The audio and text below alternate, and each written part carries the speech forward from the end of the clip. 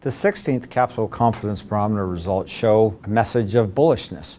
Over 50% of Canadian companies believe the Canadian economy is growing, whereas over a year ago it was 10% that believed the Canadian economy was growing. So quite a significant improvement over a 6-month period.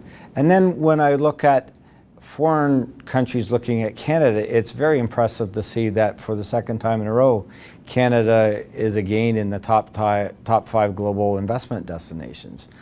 Something that I think we should be very proud of. You know, we're number 1 and 2 for US and Mexico respectively, and on the radar screen of many of the South American countries.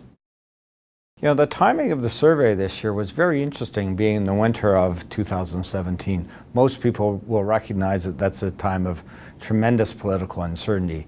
A new administration in the US, concerns about Brexit and other changes in the European marketplace. But when you look at how Canadian companies are thinking about that, it's fascinating to see that 34% of Canadian companies believe that the changes underway in the US will create more opportunities. And in Europe, 75% of them believe that the concerns there will have no impact on their M&A decisions. The top M&A trends are in 2 categories, one about bullishness and one about innovation.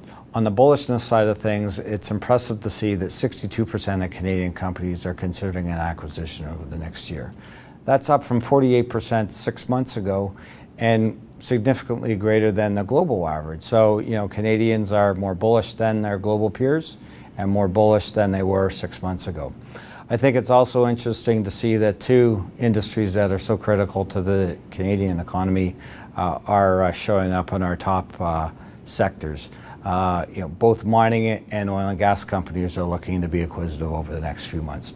And when I turn to innovation, we all know the world is digitizing ever more faster.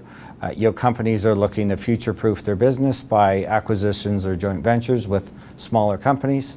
And they're looking at techniques like big data to help them analyze opportunities, analyze the targets they're looking at, and come to faster, more founded conclusions on their diligence. To ensure successful M&A, I think there's a couple things Canadian executives need to think about. One, I think they need to acknowledge that the market's going to be incredibly competitive. Not only are the Canadian statistics very bullish, but so are the US statistics, so are the global statistics. So I think they should expect lots of competition out there.